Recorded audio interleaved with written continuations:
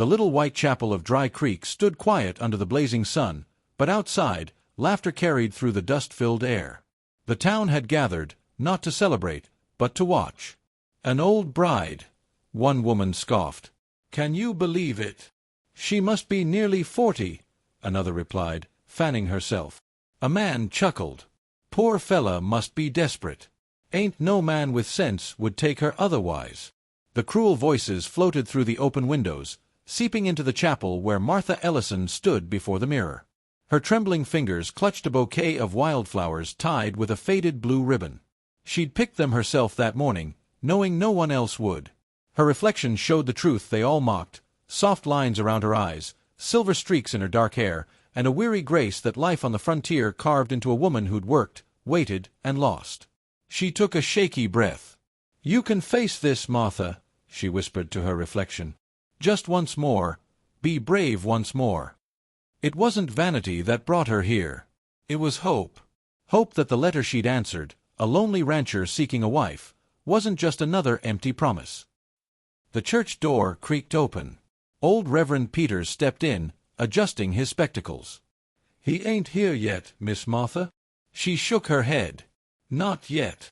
The old man's eyes softened. "He'll come. Thomas Hale strikes me as a man of his word." She nodded, though her heart whispered doubts. She'd heard of Thomas, widowed, raising a little girl on his own, needing a woman's care more than company. Still, she wondered if he'd seen her age in the photograph she'd sent. Outside, the laughter grew louder. "She's probably sittin' there thinking she's 20 again. Can't polish old wood, that's for sure." Martha's lips trembled. Her courage was crumbling fast. But then, the sound of hooves thundered down the dusty street. Heads turned. A dark horse galloped toward the chapel, a man in a worn coat at the reins, and beside him, a little girl clutching his arm. The crowd fell silent as Thomas Hale dismounted, lifting the child down gently. His face was rugged, sun-browned, marked with years of work and loss, but his eyes were kind. He took his daughter's hand and walked toward the chapel door, ignoring the murmurs that followed. Inside, Martha froze when the door opened. Their eyes met. For a long moment, the noise outside faded. He looked at her as though seeing something the rest of the world had forgotten, a woman still full of quiet strength. "Martha Ellison?" he asked softly. She nodded. "Yes. And you must be Mr. Hale."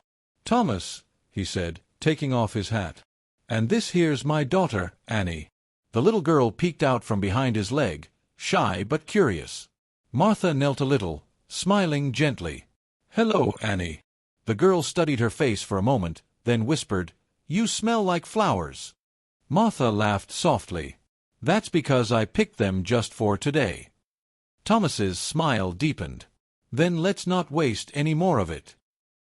The ceremony was short and simple. Reverend Peters spoke softly as the sun streamed through the windows. Martha's voice quavered when she said her vows, but her eyes stayed steady. Outside, the murmurs persisted. "She looks more like his aunt than his wife.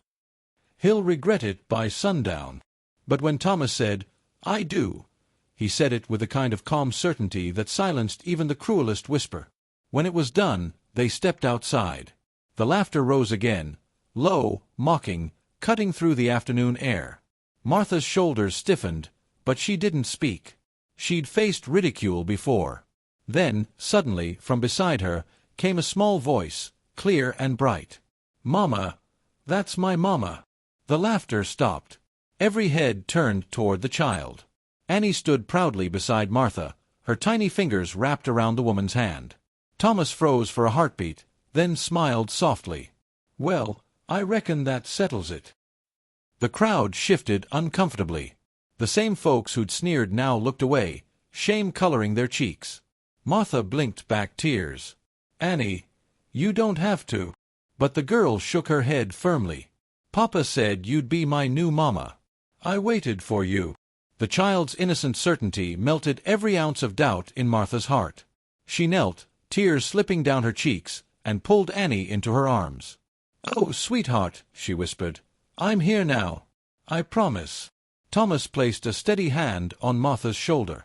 "I never told her to say that," he said quietly. She just needed someone to love. Martha looked up at him, eyes shining. So did I. They left the town behind, the sun dipping low as they rode toward Thomas's ranch. The wagon creaked over the dry road, wheels cutting through the silence. Annie sat between them, humming softly, her little hand still clutching Martha's. Thomas glanced sideways, breaking the quiet. I heard what they said back there. Martha gave a faint smile. Let them talk. They've been talking about me my whole life. He frowned. They don't know what kind of woman you are. But I do.